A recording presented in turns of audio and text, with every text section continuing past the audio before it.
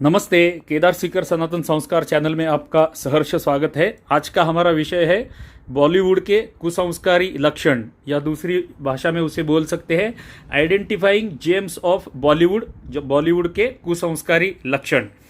तो आप सभी को मालूम रहेगा कि आजकल के ज़माने में, आजकल के विश्व में, आजकल के कालावधि में जो हवा चल रही है बाजार में या बॉलीवुड में या हिंदुओं में, सनातनियों में जो हवा चल रही है, बॉयकॉट बॉलीवुड का ट्रेंड चल रहा है। और फिर भी मुझे ऐसा लगता है कि बहुत सारे लोगों को अभी तक इस विषय के बारे में कुछ भी ज्ञान नहीं है। तो मैं उनके लिए कुछ बिंदु शेयर करना चाहता हूं जो मैंने ऑब्जर्व किए हैं, और मैंने जो जेम्स ऑफ बॉलीवुड के बहुत सारे वीडियोस देखे हैं, उनसे मैंने जो सीखा है वो मैं जस्ट आपके सामने शॉर्ट में रखना चाहता हूं। हमारा विषय की ओर जाने से पहले आपको रिक्वेस्ट है कि कृपया वीडियो को लाइक करें, शेयर करें, कमेंट करें और चैनल को सब्सक्राइब करें। तो आइए शुरू करते हैं आज का विषय, बॉलीवुड के कुसंस्कारी लक्षण, आइडेंटिफाइंग जेम्स ऑफ बॉलीवुड। तो पहला लक्षण है बॉलीवुड के कुसंस्कार का, पहला लक्षण होता है कथा पटकथा। बॉलीवुड हमें, हमारे ऊपर या हमारी नेक्स्ट जनरेशन के ऊपर, ज़्यादातर ये मैं जो बात करूंगा ये यंग जनरेशन और नेक्स्ट जनरेशन के लिए बात करूंगा, क्योंकि हमारे पिछली जो पीढ़ी थी उनके ऊपर तो संस्कार हो चुके, हमारे ऊपर भी लगभग हो चुके हैं, लेकिन हमें हमारी अगली पीढ़ी को बचाना है। तो ज़्यादातर मैं जो बात करूंगा ये हमारी अगली पीढ़ी तक, next generation, young generation, teenagers के पास ये मुद्दे, ये बिंदु पहुंचने चाहिए जो आज मैं आपको बताने वाला हूं। मैं आपको कुछ आइडिया दूंगा, मैं ज़्यादा एग्जाम्पल्स नहीं दूंगा, कुछ शॉर्ट्स नहीं दिखाऊंगा, सिनेमा के स्क्रीन्स नहीं दिखाऊंगा या शॉर्ट्स नहीं दिखाऊंगा। मैं आपको सिर्फ बिंदु देने वाला हूं कि कैसे आइडेंटिफाई करते हैं कि बॉलीवुड से कुसंस्कार कैसे किए जाते हैं। तो कथा और पटकथा ये सबसे इंपॉर्टेंट पॉइंट है। ये बॉलीवुड के पिक्चर्स, फिल्म्स जो आते हैं उनमें उनकी कथाएं ऐसी लिखी जाती है या पटकथाएं ऐसी लिखे जाते हैं कि उसमें से कुसंस्कार हमारे ऊपर हो जाते हैं। उसमें क्या क्या दिखाया जाता है, प्रेम कहानियां दिखाई जाती है, लफड़े दिखाई जाते हैं। लफड़े ऐसे नहीं, एक दूसरे, एक या दो ऐसे नहीं, त्रिकोण, चौकोन, इसका उसके साथ, उसका इसके साथ, इसकी बीबी के साथ उसका, ऐसे बहुत सारे लफड़े उसमें दिखाए जाते हैं। पाकिस्तानी लोग जैसे, पाकिस्तान जैसे देशों के लोगों को बहुत अच्छा दर्शाया जाता है। युवा पीढ़ी को, वृद्ध, घर के जो बुजुर्ग लोग होते हैं, वृद्ध लोग जो होते हैं, उनके विरुद्ध बंड करते हुए दिखाया जाता है। समलिंगी संबंधों के बारे में दिखाया जाता है। इस तरह से कथाएं, पटकथाएं इस तरह से लिखी जाती है कि हमारी सनातन संस्कृति से हम दूर होते जाए और हमें हमारी सनातन संस्कृति के प्रतीक जो है उनसे घृणा होने लगे। इस तरह की कथाएं और पटकथाएं लिखी जाती है। तो आप इसके आगे कोई भी वेब सीरीज देखेंगे, फिल्म देखेंगे, बॉलीवुड की मूवी देखेंगे या टीवी सीरियल देखेंगे, तो उन सबको ये सारे बिंदु जो मैं आपको बताने वाला हूं ये लागू होते हैं। और आपको ये सब देखते हुए, ये बिंदु ध्यान में रख के आगे आपको वेब सीरीज, टीवी सीरियल्स और मूवीज देखने हैं। तो पहला मुद्दा हमारा हो गया, कथा और पटकथा द्वारा कुसंस्कार किए जाते हैं, जिहाद किया जाता है।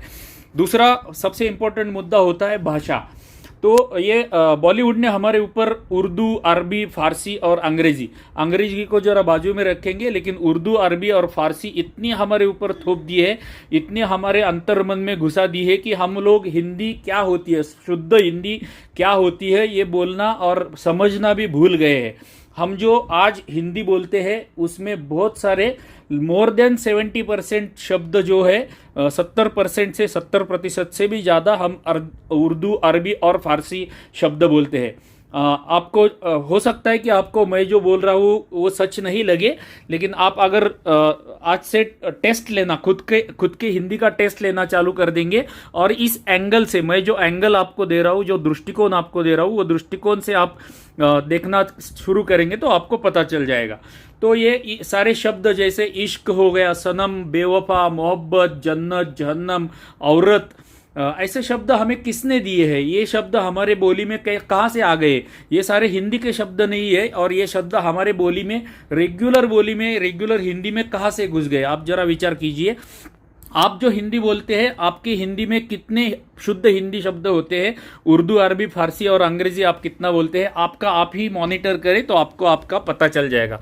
और आपकी हिंदी मॉनिटर करने के साथ में आप पुराने और नए जो फिल्म्स देखेंगे, मूवीज देखेंगे, बॉलीवुड के मूवीज देखेंगे, उनका जरा अभ्यास करना भाषा की दृष्टि से शुरू करें तो आपके भी ध्यान में आ जाएगा कि भाषा द्वारा कुसंस्कार कैसे किए जाते हैं।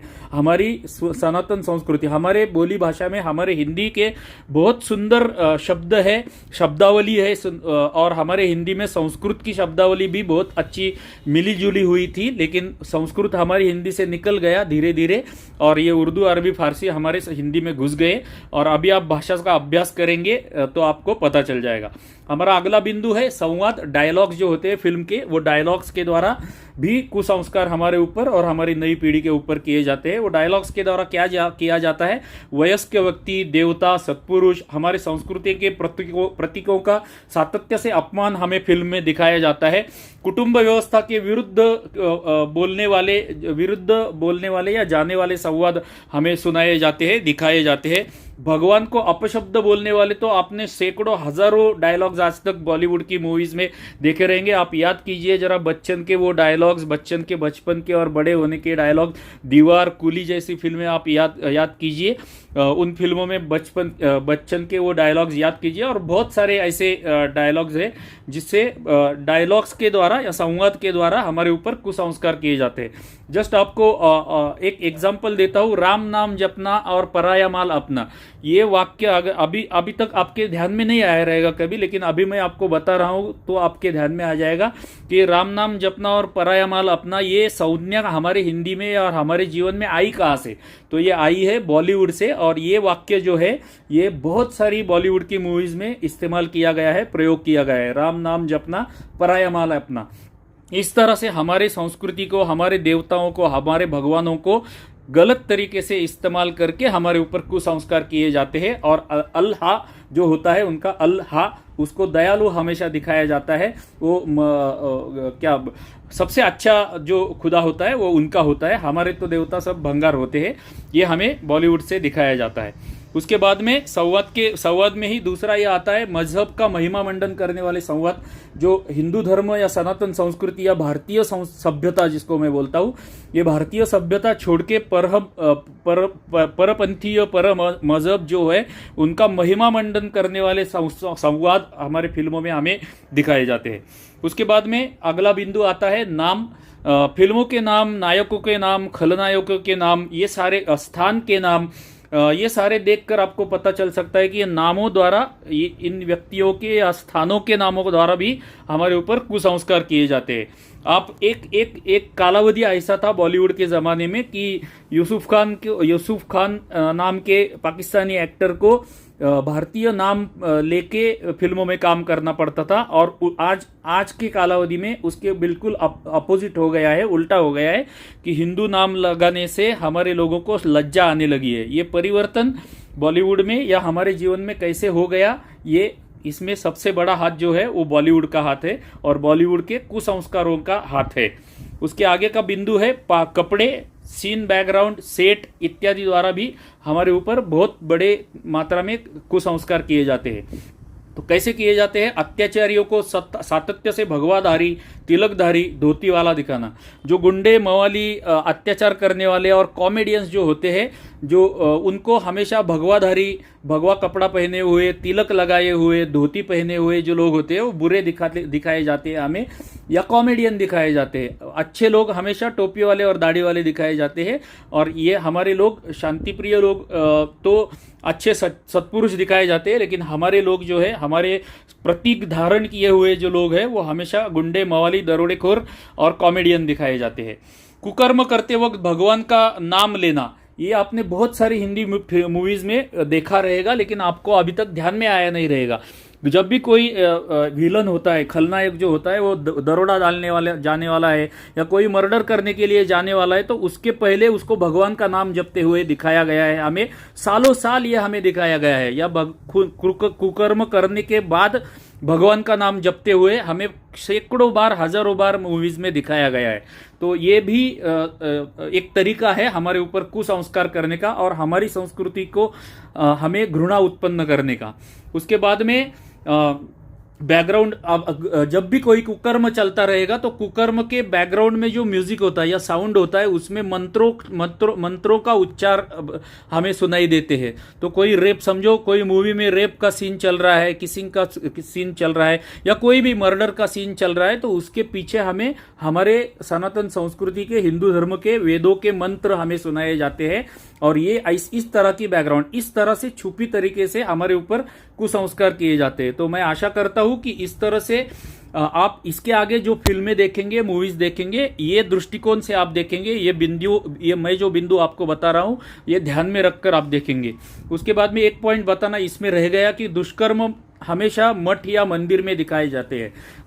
मठ में या मंदिर में हमेशा दुष्कर्म होते हुए आपको दिखाए गए हैं। उसके ऊपर वेब सीरीज निकली है, लेटेस्ट में भी एक वेब सीरीज निकली है मठों में क्या होता है वो दिखाने के लिए। तो दुष्कर्म करने के लिए हमारे मठ और मंदिर मिलते हैं, दिखाने के लिए मिलते हैं। और उनके शांत प्रार्थना स्थल जो होते हैं वो एकदम अच्छे होते हैं।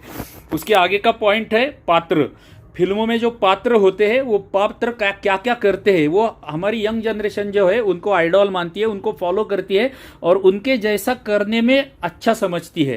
तो क्या क्या करते हैं वो हीरोज जो होते हैं, पात्र जो होते हैं फिल्मों के, क्या करते हैं? हीरो पब में जाता है, विवाह बाह्य संबंध रखता है, सिगरेट पीता है, हमारे पुलिस, आर्मी, सरकार एवं भगवान को बहुत बहुत गाली देता है या नीचा दिखाता है, मंदिर में जाना तथा प्रसाद खाने को नकारता है। ये हीरोज करते हुए आपने लेटेस्ट में बच्चन और एक खान हमारा हीरो है उसका फिल्म देखा रहेगा। वो प्रसाद मंदिर में जाने से इनकार कर देता है, इनकार हमारा शब्द है, नकारता है, और प्रसाद खाने को भी नकारता है। ये संस्कार हमारे ऊपर किए जाते हैं, चोरी छुपे किए जाते हैं और हम 500-500 रुपए की टिकट निकाल कर हमारी ही संस्कृति का आनंद हम लोग देखते हैं और उनको पैसा देते हैं। उसके आगे सनातनी को सातत्य से गुंडा, मवाली, दरोडेखोर दिखाना एवं शांतिप्रिय लोगों को अच्छा दिखाना, जरा ये सब हमारे ऊपर ये पात्रों के द्वारा किए जाने वाले कुसंस्कार है।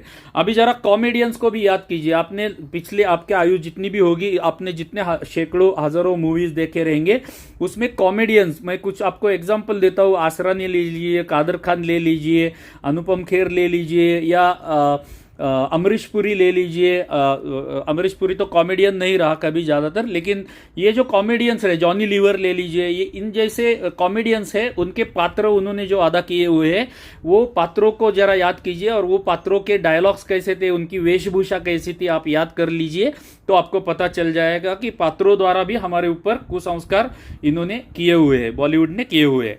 उसके बाद में अगला बिंदु आता है गीत के बोल, डांस के स्टेप्स, संगीत और सूफी गाने।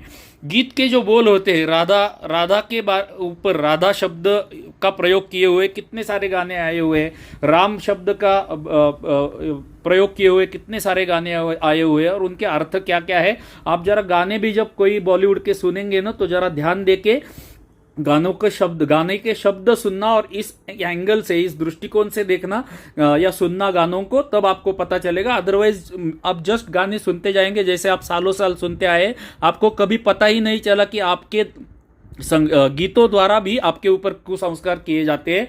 सूफी गाने आपको अच्छे लगने लगे हैं, ऑलरेडी आपको सूफी गाने अच्छे लगने लगे हैं और हमारी संस्कृति का हमें घृणा होने लगी है और ये गीत के माध्यम से भी कुसंस्कार हमारे ऊपर किए जाते हैं। अगला बिंदु आता है, लास्ट बिंदु है हमारा कलाकार। जो कलाकार होते हैं, फिल्म के कलाकार, वो वैयक्तिक जीवन में और अदर देन फिल्म वो क्या करते हैं। तो एक विशेष समुदाय के नायक हमारे ऊपर सालों साल थोपे गए। जो हमारे जो हीरोज है, फेमस आज के कालावधि के जो हीरोज है, वो हीरोज 4-4 निकाह करते हैं और उनकी निकाह की हुई सारी बीबियाँ जो होती है वो चुन चुरकन सनातनी बीबियाँ ही करते हैं। वो 4-4 निकाह करते हैं और सनातनी ही करते हैं। अपने बच्चों के नाम तैमूर जैसे लगते हैं। इन हमारे हीरोज जो है, आज के कालावधि के जो हीरोज है, ये इन हीरोज को भारत में रहने के लिए डर लगता है और टर्की में जाकर उन्हें अच्छा महसूस होता है, पाकिस्तान उनको प्यारा लगता है। तो ये कलाकारों के भी अंग होते हैं। गुटखे की ऐड में काम करते हैं वो तो अलग बात है, लेकिन उनको भारत में रहने के लिए डर लगता है और पाकिस्तान और टर्की अच्छे लगते हैं और 4-4 निकाह करते हैं और वो सारे सनातनी लड़कियों से करते हैं। ये हमारे कलाकार हो गए। तो ये कलाकार जिनको हम पैसा देते हैं 500-500 रुपये की टिकट निकाल कर हम जाते हैं, हम हमारी ही संस्कृति का अपमान करने के लिए, हमारी संस्कृति के बारे में हमें घृणा उत्पन्न करने के लिए हम उनको पैसा दे रहे हैं। तो ये मैं चाहता था आज के वीडियो में, छोटे से वीडियो में, कि मेरे ध्यान में जो बिंदु आए हुए हैं, जो पॉइंट्स आए हुए हैं, जो कोई भी फिल्म, वेब सीरीज या टीवी सीरियल मैं आज देखता हूँ, तो ये सारे बिंदु ध्यान में रख कर देखता हूँ, तो मुझे हर क्षण में 5-5 मिनट में ये सारे बिंदु नजर आते हैं कि कैसे हमारे ऊपर कुसंस्कार किए जाते हैं। मैंने तो ये छोटा सा आज वीडियो बनाया। अगर आपको इस विषय में अधिक ज्ञान चाहिए तो आपको रिक्वेस्ट है कि आप YouTube में जाइए और जेम्स ऑफ बॉलीवुड टाइप कीजिए। जितने भी सारे जेम्स ऑफ बॉलीवुड टाइप करके आएंगे वो सारे वीडियोस आप देख सकते हैं। उसके बाद में प्रतीक बोराड़े, नीरज आत्री, जयपुर डायलॉग्स जैसे चैनल्स है, उनको भी आप देख सकते हैं। और जेम्स ऑफ बॉलीवुड नाम का एक स्पेशल यूट्यूब चैनल है, वो यूट्यूब चैनल भी आप देख सकते हैं। रिसेंटली एक सबसे बढ़िया वीडियो मेरे नज़र में आया था, मैंने देखा था। वो वीडियो का लिंक मैं आपको डिस्क्रिप्शन में और पिन कमेंट में दे रहा हूँ। वो एक वीडियो भी आप देखेंगे, उसमें कुछ कमेंट्री वगैरह कुछ नहीं है, सिर्फ पिक्चर के डायलॉग्स और सीन्स दिखाए हैं और गाने कुछ दिखाए हैं।